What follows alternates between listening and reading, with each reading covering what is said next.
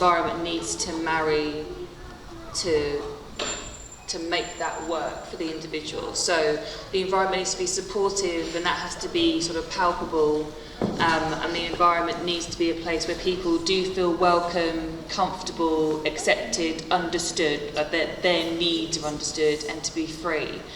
And that everyone's at a different stage, so not everyone's going to want to contribute or do so, or all the time. It's kind of that has to be accepted. Wherever anyone's at is fine, and that's kind of what we were saying, and like reaching out and respecting people and that kind of thing. But that notion we talk about, anyone who's not free to say no isn't free to say yes. Yes. So that doesn't only apply to giving, it applies to anything, doesn't it?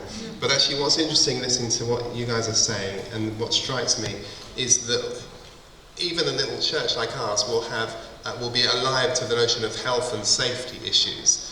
We've got little checklists and things we have to do, and it's like you just have to do it. But actually what we need to also be alive to is emotional safety issues. And we need to make sure that just in the same way as we have a health and safety standard, we have an emotional safety standard.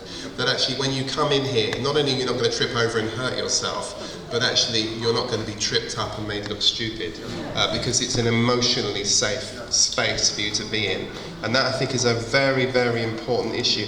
And that's going to require this environment that you were talking about, that's going to require a culture where you actually don't demand of people, but you just let it, we allow people to be who they are.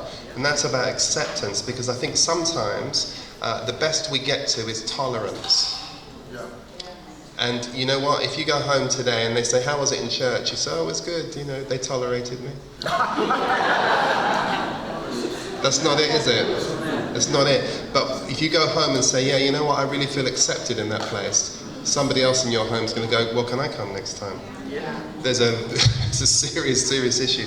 Thank you, that was a lovely point. Paul?